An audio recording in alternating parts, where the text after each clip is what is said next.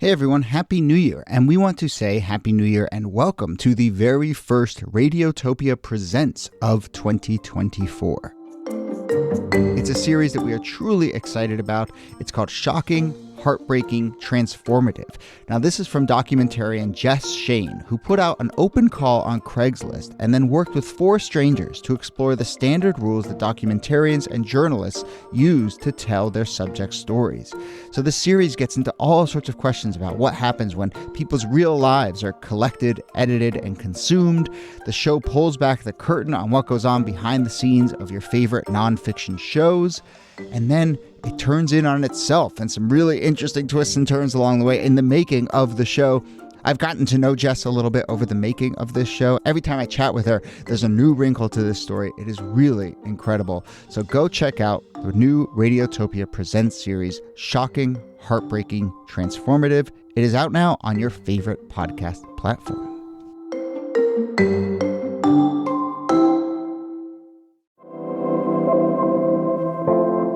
Hello and welcome to This Day in Esoteric Political History from Radiotopia. My name is Jody Avirgan.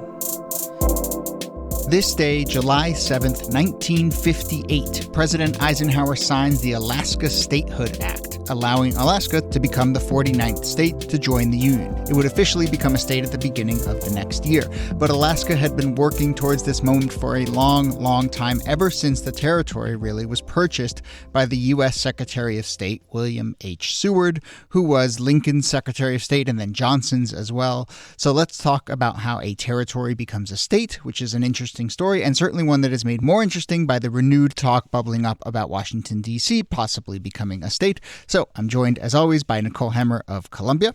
Hello, Nikki. Hey, Jody. And our special guest this episode, the second of 3, is John Dickerson, 60 Minutes, the Slate Political Gabfest, and the new book is called The Hardest Job in the World, which I think is about podcasting. Is that right, John?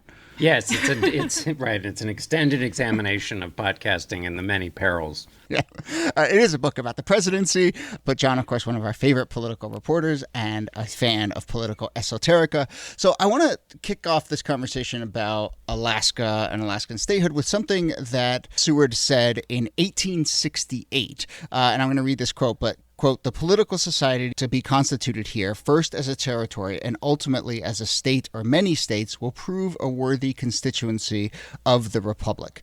So, Nikki, we're talking, 90 years before Alaska becomes a state. There's already this vision for statehood and this real political project. What do we make of that? Well, it's wildly aspirational for a lot of different reasons. One, it is not the most hospitable climate that you could find to bring people and continue to populate the country. It has people living there, but it's not something that's drawing a lot of settlers. And it's not attached to any land that the U.S. already controls. And so it's this new non-contiguous territory that he's bought. And it's an icebox, right? Like there's no reason to think that this is going to be profitable land, that it's going to be populated land. So it sort of seems like a flight of fantasy, I think, which is why it's originally known as Seward's Folly, because nobody can imagine what he's imagining for Alaska. I just want to say we're going to see our stats for Alaskan listeners just drop off big time after you start with plummeting. That slander right there. Go ahead, John. Well, she's setting expectations low, which is, then in 1890 they discover gold, and then suddenly it becomes that. Now it's Seward's genius. What struck me about Seward is, in reading about this and thinking about it, and obviously everybody knows about Seward's Folly, the power that secretaries of state had under presidencies before, I don't know when you want to decide. I mean, they had power all the way into the Cold War too, but the idea that something this big would be associated with the Secretary of State and not the president just tells us about the arrangement of the executive branch at the time. And also, it reminds me of Madison, who basically puts together the Louisiana Purchase for Jefferson. There obviously were no phones or cables or anything. And it's just kind of extraordinary that Seward would go off and do this. And I guess just powered by the belief in expansion of America and that manifest destiny and sort of the world was ours for the taking. Yeah. And the Russians needing the money. Right. And that a lot of the land in the continental U.S. was being settled or had been settled. There was a real drive to expand settlement after the Civil War. And, the president is Andrew Johnson, who is facing impeachment. So there might have just been some benign neglect that allowed Seward to go check out what was happening out in Alaska. I want to talk a bit about the political context in the 50s that led to this actual move towards statehood. But one last thing, Nikki, before we were taping, you mentioned, that Seward has come up on the podcast a couple times before. He was almost assassinated as part of the plot around Lincoln's assassination. And then this serves as a pretty solid second act for him as well, right? Yeah, absolutely. Remember, we talked about Lincoln's assassination as essentially a coup attempt. It was an attempt to cut off the head of the government of the United States. And so there were supposed to be assassination attempts against the vice president, Andrew Johnson, and there was obviously wasn't successful, but a pretty brutal attempt against Seward, who does survive and continues to be Secretary of State after Lincoln's assassination. So we have this manifest destiny context in the late 19th century, but then as we get towards the middle of the 20th century, what is it about the 40s and 50s? What's your sense of what it is about the 40s and 50s that leads to this actual push and this success of achieving statehood? I always assumed it was Cold War, we have to keep an eye on the Russians. We want big territory. There's also lots of natural resources there. We've talked about the gold, but there's other things that the U.S. would want. So strategically and from a natural resources perspective. And then also Johnson and Rayburn wanted basically Democratic senators from Alaska. Right. I would say I would expand the Cold War context just a little bit to say this is also a period of rapid decolonization across the world. And here you have these territories. And in the case of Alaska, you have the people of Alaska beginning to organize and ask for statehood. And so in the face of that, there is real pressure on the Eisenhower administration to extend full political citizenship to the people of Alaska, because otherwise it puts the United States out of step with its purported democratic values. And John, your reference to the kind of addition of Democratic senators, I mean, this brings us a little to, this evokes something that's happening right now, which is, we're having a conversation about D.C. statehood, and it is coming down, for better or worse, to a conversation about the political math that entails. And that was the case with Alaska as well. So at the time, Democrats were trying to tie Alaska and Hawaiian statehood together as a package because it was assumed that Alaska would lean Democratic and Hawaii would lean Republican. That actually has obviously flipped since then. But I guess, is it the case that this will always end up being political in that way? Sure. Yeah. I mean, representation in the House and the Senate, it basically will always come down to that, which is why it feels like unless you can get, I wonder if you could say, unless you can get two states where you have them basically canceling each other out, that's why DC's, going to have such trouble as long as the Republicans are in charge. Yeah, and I mean, it's one of those things where, again, it confounded the founders' expectations. In many ways, they set up all these institutions and they were like, they're going to be nonpartisan, they're going to be non-political. We'll set these paths for how territories become a state, and it's going to be based on the will of the people there. And then how it turns out, especially as you start the run-up to the Civil War, right, that need for continued balance, first between free states and states where slavery was legal, and then between Republican and Democratic states. As you develop a two-party system, it becomes this overwhelming force when it comes to bringing new states into the Union. Haven't there been some proposals to tie DC statehood to adding or expanding some other part of the map so that there would then balance out with Republican senators? Yeah, there have been. Now, most of them are, let's say, op-ed worthy, okay, as opposed to something that has been seriously proposed in any sort of political sense. That's a great category.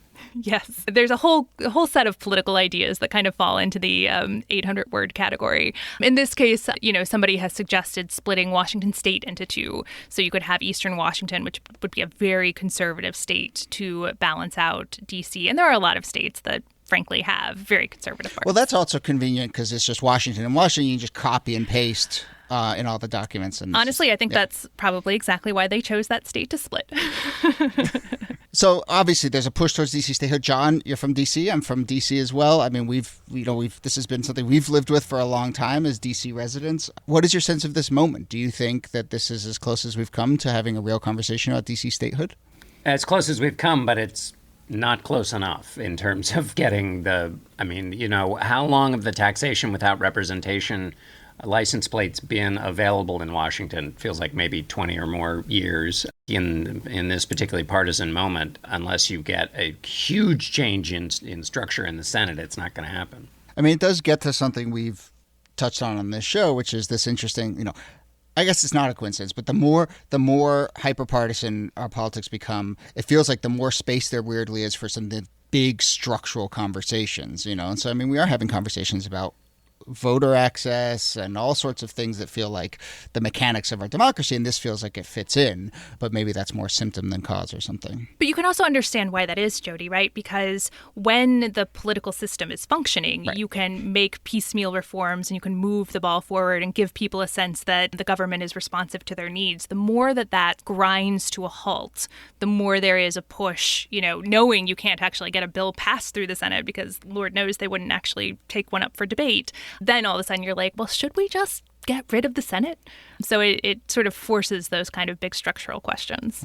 Which is why we're having another discussion about the filibuster and getting rid of it at this moment. So, which is actually like the least dramatic proposal on the table right now. Right. Get rid of the filibuster versus get rid of the Electoral College. Right. And now it's, choose your reform between the Electoral College through, gerrymandering reform and getting rid of the filibuster. It is interesting. In the conversation around DC statehood, I saw someone write somewhere, let's be honest, it was probably a tweet, but I saw someone kind of say, this is the longest stretch we've had since we've added a new state. And, it's kind of interesting to frame it that way, that there was a time in which we were adding states fairly regularly. And, and this was something that was just kind of part of American life.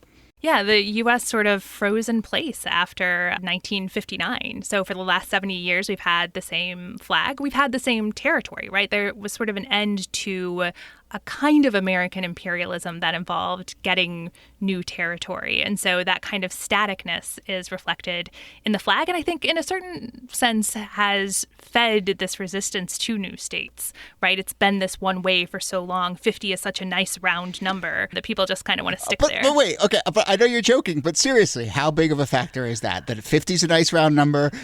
You get to set up, 51 stars is awkward, let's be honest, right? Is that an element? If you found a state that had sufficient natural resources or solved some other challenge, we'd beat it 51 in a second. Absolutely. If we annex Canada at some point. All right, we'll end it there. Nikki Hemmer, thanks as always. Thank you, Jody. And thanks to you, John Dickerson. You'll be with us for one more episode after this. Thank you, Jody. This Day in Esoteric Political History is a proud member of Radiotopia from PRX. You can find out lots more, including how to suggest a topic, at thisdaypod.com. Our producer and researcher is Jacob Feldman. Our theme music is by Teen Days, a remix of music from Blue Dot Sessions. Coming up next episode, we'll talk about Al Gore, his first mention on this podcast, how he got chosen as Bill Clinton's vice president, and what to make of the way that vice presidents are chosen. That's coming up on Thursday. In the meantime, rate, review, tell a friend about the show, or just, go listen to other podcasts. My name is Jody Avirgan. Thanks again for listening, and we'll see you soon. In the White House, President Eisenhower signs the proclamation that makes Alaska's entry into the Union official. And across the country, manufacturers go into action, bringing the stars and stripes up to date. The problem of the 49th star has been solved by a field of 7 staggered rows of 7 stars each. And while it is not mandatory to replace 48-starred flags now in use, the manufacturers hopefully look towards a boom in business as America rushes to keep up with the new look of Old Glory.